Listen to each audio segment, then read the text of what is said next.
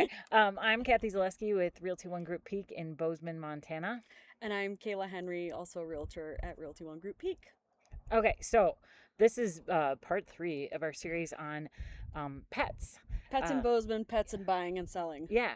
So this one is specifically about, hey, if you're looking for a home in Bozeman and pets are part of your lifestyle, a couple of things to just keep in mind so that you don't get wowed or awed or whatever, and then suddenly realize this was not a great move with our 150-pound Great Pyrenees. Um, so definitely you want to consider, like, is your animal, whether it's cat, dog, or boa constrictor, part of your like active lifestyle, or is this kind of more of a stay-at-home pet? That'll make a big difference in terms of What kind of property you want, what you need. really? Yeah. So, I mean, I have a little dog. She's a little Resmutt rescue. She weighs just about 50 pounds. And so I would say we're very active with her. We take her hiking, biking, sometimes backpacking. And so we really like to exercise with her outside. We also live in a townhome, so smaller space, right? We do have a fenced yard, but not a ton of space for her to just be in the yard. Right. And on conversely, I have uh, Kathy. I have three Bear. dogs. Bear, that was Bear. But my largest is 150-pound Great Pyrenees. So Andy and I live on 2 acres that's fully fenced. And even though he hates the heat, and which is why he's not out here, he's probably laying in the AC. But he's not super active, but his breed requires a fair amount of space, and he does bark a lot. So the fact that our neighbors are far away from us is better than it was. So again, really thinking about your specific pet and how do you live with them? How do you, you know, how do you live with them in the home, and then how do you live with them outside, or what do you do with them? Right. Like, Um, I mean, you guys, you have a pretty strict schedule, like whether you walk in the morning or Doug yeah, walks her or whatever, but they don't have a huge yard, so she's not going in and out all day, but she gets lots of exercise on either she end. does. She gets a morning walk and an evening walk, or one big activity like for the day. Yeah. Because my husband works nights in a restaurant, so and I, get up and get going in the morning, and then generally have evenings off. Right. I take her out in the afternoon, Yeah. evening.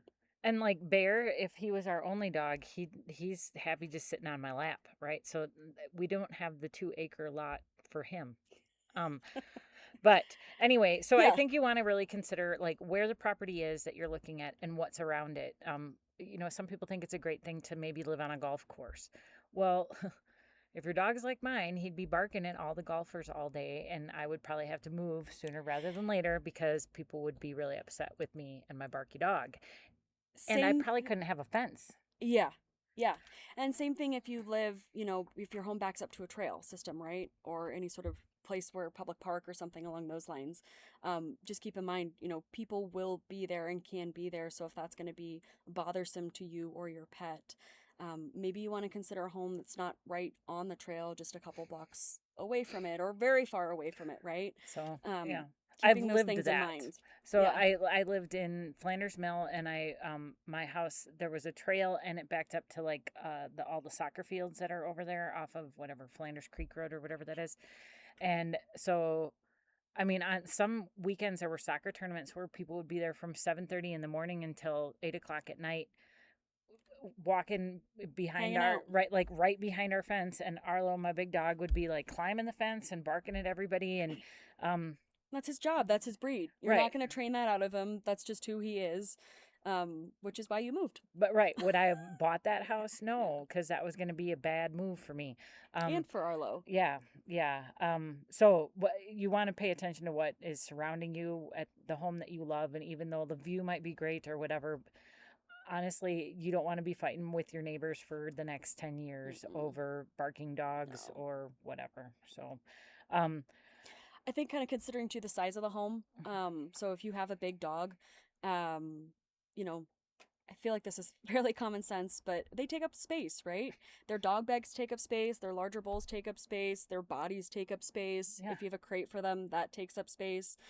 So just being very mindful about, um, what you are purchasing right now for, let's say, yourself, maybe a partner and the dog, or maybe you have a small family, but also how you might grow into the house. So if that is something you foresee for yourself over the next 5 to 10 years, or however long you might be thinking you'll be there for, just really be truly conscious. conscious of how much space you really think you might need Well, for and your living especially if you're space. looking at like vacant homes, like take a tape measure and measure how big, for example, your king size bed is going to be in that bedroom. And then if you've got a dog the size of mine, how big his bed is. And then is there even room for a dresser? Yeah. Or even our living room is, if you have oversized furniture in your living room, suddenly that living room gets really tight if you say also keep dog beds in the living room for your dogs to hang out with you. So One for every room, right? right. So have 3 dogs and 13 dog beds, and then you end up with a nice little folding chair because you don't have room for a couch. Yeah. So yeah, definitely like be cognizant, and I would say more specifically if you're looking at vacant homes, just really map out like, okay, this is where the dog bed is going to be. This is our king size bed. Okay, yeah, wait, where am I going to put the dresser? Or hey, if this is our living room and we have a giant sectional, is there room for the dog bed out here or not? And I say dog because I'm used to dogs. Maybe cats take up far less space, I think, Yeah. unless maybe you have a Maine Coon, they can be pretty big. But Mark showed a house yesterday with 2 Maine Coons in it. very cool. He said it was cool. He's like, they were big. Yeah. Yeah. They're like dog size. Yeah. Little dog size.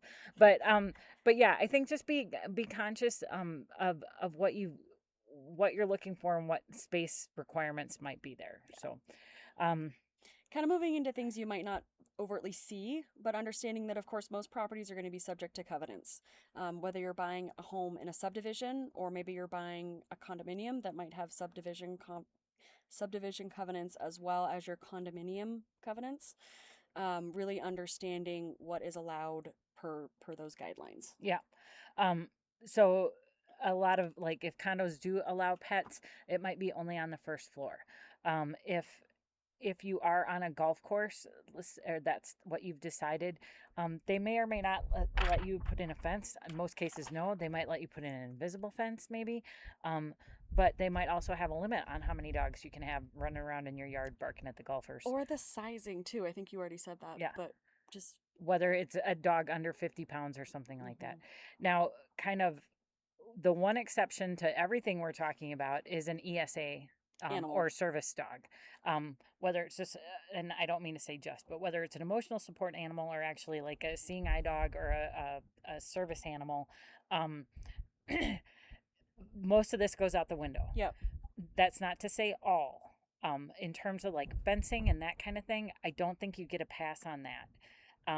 We would have to check, and if that's your situation, we certainly are happy to do that work for you before we, make any offers. Let us know, right? You have to talk to us about what your situation is, and we want to help you understand right what will be required. Yeah, because yes, I mean, and I realize that there are such things as emotional support ponies and stuff like that, and I think that the restrictions in terms of apartment buildings or something, it's a little different. But even when you're buying a home, there might be some things that aren't gonna, like, oh, you can only put in an invisible fence and not a physical fence, or something like that. Or yes, even though he's an ASA animal, they're not allowed on the 3rd floor. They can only be on the 1st floor. It's something that you want to be. So please let us or your agent know, hey, this is a situation. Let's double check. And most of the things we're talking about moving forward are, I'm going to say, just truly for pets. Yeah. Right. Just for household pets, not service animals. Right. I think the other thing to be mindful of, we were talking about, there's definitely subdivisions in our areas and a couple different ones where maybe you own an acre lot, but you can't fence the entire acre. So yes. Again, being really mindful and really understanding what portions of your property are you allowed to fence, because some neighborhoods, Home 40 is the one I'm most familiar with. I know that they have specific guidelines on how much of your acre lot that you can fence, because they want to keep the general feel of the neighborhood more open, and which allows for more animals to roam through there. Right. So it's with a specific goal, but it does limit what you can do with your property and your pets. And speaking of roaming animals, that's another thing to be cognizant of. Just like, hey, it's Montana, and actually we have rattlesnakes, and there's some areas that have more rattlesnakes than others. So you might want to check with that. If your dog's going to be out by itself in the yard, like, how do you want to mitigate that? What options are there for mitigating that? Also, moose are one of the most aggressive animals, and they are here. Yeah. So whether you live up in, Triple Tree, where again, I think there's no fencing allowed, no physical fencing allowed. Have you seen a physical fencing? I was just trying to think, and I don't know. Maybe a dog run. Yeah. Which again, small portion of your property. And like the two places that we mentioned, these are $1 million+ homes. So just don't make an assumption that you can do whatever you want. Right. But again, be mindful of where you're at and where you're purchasing. Right. What you're purchasing into, right? Yeah. And if you know your dog is going to be running around loose, or it's great, like, is it safe out there? You also mentioned this, Kathy, when we were chatting earlier. If you have a big dog door, right? A lot of people love having dog doors. Great for dogs, right? They can go in and out of your home. Also, if you live in a more rural area, that does, of course, allow for things to come into your home. Right. So door goes both ways. We have heard skunks, of skunks, raccoons, yeah. Squirrels. Yeah. I mean, rodents. It goes both ways, right? And again, I have a 150-pound dog, so it's actually like not a dog door; it's pretty much a human door. Welcome in. Right. That could also be burglars. So just be mindful of what you want and how you want to treat it, and how it's going to work best for you. It might not be ideal to be out in the country with a dog door the size that a coyote could fit through, or a deer. Or a mini donkey. I don't know. But so there are definitely some considerations, but again, because if you're buying into the lifestyle here in Bozeman, hey, we love animals. We love to have them downtown. We love to have them on the patios when we're having a beer. We love to keep them safe, and that's kind of a lot of work in an environment that's as wild as this. In parts of town where your neighbors are really close, you got to be a good neighbor. So pay attention to how that might work for you with your neighbors. Yeah. And Bozeman really is such a dog-friendly town. Yes. Such a dog-friendly area. There's tons of off-leash trails, off-leash dog parks. And then dogs, I would say, on leash are generally welcome in a lot of places, right? They're welcome downtown, sometimes into shops. They've got dog bowls and treats. Sometimes they're allowed on patios. So it really is a fantastic town to live in if you love animals and love your dog and want to bring them everywhere. So just keep that in mind when you're also considering moving here, if that's something that you're into as well, something you'd like or not. And Kaila and I, woo, speaking of bear, get him. Oh, and there's the little one, and then there's the medium one. Oh, Arlo might come Arlo's running coming. through. Oh, here he comes. Big boy. He's slow and sure. But we are definitely happy to, as agents, I love to hear people have got, 2 golden retrievers. Okay, great. So how do you think, is this enough yard for your golden retrievers? Or are they old? Are they young? Do they like to play ball all the time? Let us know. We're here to help. And that's really our goal, right? Is to help you make the best decision you can possibly make, buy the best home you can possibly find for yourself for, however long you may need it to be. Yeah. One last thing. Yes. We get asked, it's Astrid. Sometimes, I would say, hi Astrid, hi sweetie. We will get asked for sure, can you bring your dog to a showing? Kathy? Please don't. Not all people want animals in their house, and some people might be I would say no person wants an unknown animal in their home. Right. I'm just gonna say that. I don't care how much you love animals. We don't know the sellers, right? We don't know them. We don't want to ask that of them.